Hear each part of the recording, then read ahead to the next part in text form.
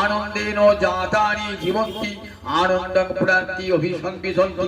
বেদ মাতা বলছেন দেখো আমরা আনন্দ থেকেই জন্মেছি, আবার আনন্দের দ্বারাই বেঁচে আছি। যদি সংসার সুখটুকু না থাকতো কে বাঁচতে চাইতো? যদি পত্নী পুত্র নিয়ে ঘর বাড়ি করতে না পেত জগতে কে বাঁচতে চাইতো? এই আনন্দটুকু দিয়েছেন বলি তার সংসার লীলা সৃষ্টি লীলা আছে। তাই সচিত আনন্দের মূর্তি গোবিন্দ সচ্চিদানন্দ বিগ্রহ।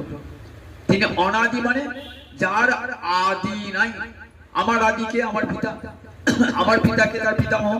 এমনিকে যান গোবিন্দিকা যান আছে গোবিন্দ, তোমার পিতাকে গোবিন্দ বলে আমি তো জগতের পিতা, আমি জগতের মাতা, আমি জগতের ধাতা, আমি জগতের পিতা। তমেব মাতা চ পিতা তমেব। গোবিন্দ জগতের পিতা জগৎ মাতা।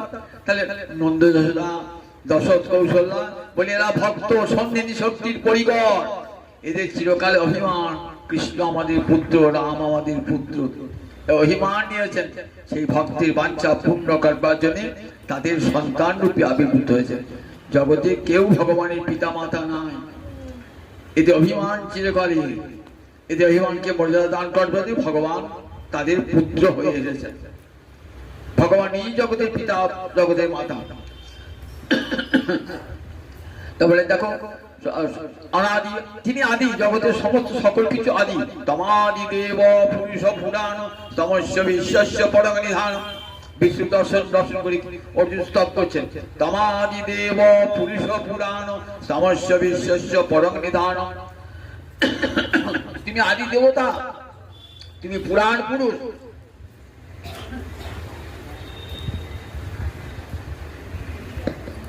তমাদি দেব পুরুষ পুরাণ তমস্য বিশ্বস্য পরম নিধান। তুমি এই বিশ্বের পরম আশ্রয়। তোমার হতে জীব আসে, তোমার দ্বারা জীব বেঁচে আছে, আবার তোমাতেই ফিরে যাবে।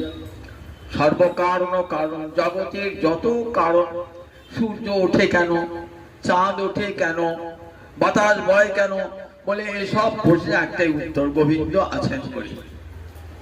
তিনি সর্বকারণ কারণ। তার ইচ্ছা ছাড়া একটা গাছের পাতাও নড়বে না। গাছের পাতাটা যে নড়ছে সেটারও কারণ তিনি।